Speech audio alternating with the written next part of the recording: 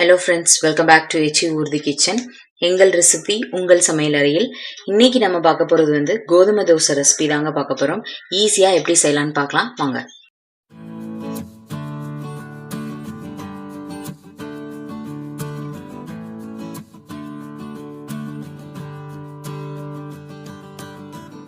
கோதுமை தோசை செய்ய தேவையான பொருள் வந்து 400 கிராம் அளவுக்கு நான் கோதுமை மாவு எடுத்திருக்கேங்க. அதை வந்து நம்ம ஒரு பவுல்ல ஆட் பண்ணிக்கலாம்.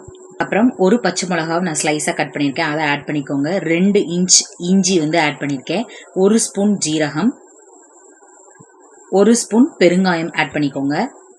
அப்புறம் 1 இனுக்கு கருவேப்பிலை இதில் ஆட் பண்ணிக்கலாம். கொஞ்சமாக உப்பு. இப்போ இந்த மாவுக்கு தேவையான அளவு தண்ணி ஊற்றி நல்லா மிக்ஸ் பண்ணிக்கோங்க. கட்டி இல்லாமல் நல்லா மிக்ஸ் பண்ணிக்கோங்க. நல்லா மிக்ஸ் பண்ணியாச்சு. இப்போ நல்லா தோசை மாவு பதத்துக்கு இது இருக்குது. ஒரு 10 மினிட்ஸ் கழிச்சு நம்ம இதில் வந்து தோசை ஊற்றிக்கலாங்க. 10 நிமிஷம் ஆயிடுச்சுங்க. இப்போ நல்லா நம்ம தோசை ஊற்றிக்கலாம்.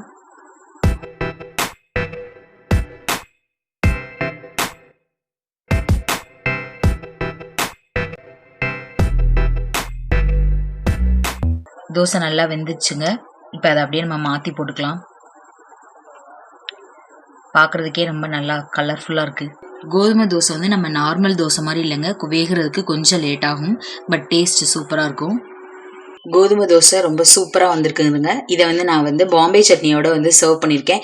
இதோட ரெசிபி நம்மளோட சேனலில் சீக்கிரமாகவே நான் அப்லோட் பண்ணுறேன். இது எப்படி இருந்துச்சுன்னு நீங்கள் ட்ரை பண்ணி பார்த்துட்டு சொல்லுங்கள். நம்மளோட வீடியோஸ் எல்லாருமே வந்து பார்க்குறீங்க, ஆனால் சப்ஸ்கிரைப் பண்ணவே மாட்டேங்கிறீங்க. கொஞ்சம் சப்ஸ்கிரைப் பண்ணிங்கன்னா எனக்கு ரொம்ப மோட்டிவேஷனாக இருக்கும். அதனால உங்களுக்கு புது ரெசிபிஸ் வந்து நான் ரொம்ப சந்தோஷமாக வந்து கொடுப்பேன். ப்ளீஸ் எல்லாருமே சப்ஸ்கிரைப் பண்ணிடுங்க. உங்களோட ஃப்ரெண்ட்ஸ் அண்ட் ஃபேமிலிக்கும் ஷேர் பண்ணுங்கள். வேறொரு ரெசிபியோட உங்களை எல்லாம் சந்திக்கிறேன். Until then, it is bye from Sita.